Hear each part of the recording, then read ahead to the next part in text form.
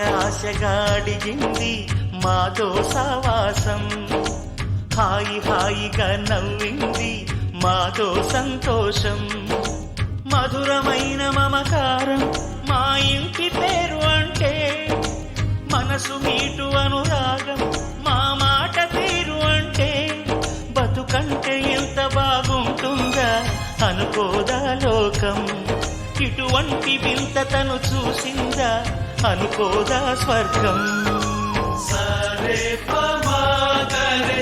సరే సరే ఆశగా అడిగింది మాతో సావాసం, హాయిగా నవ్వింది మాతో సంతోషం.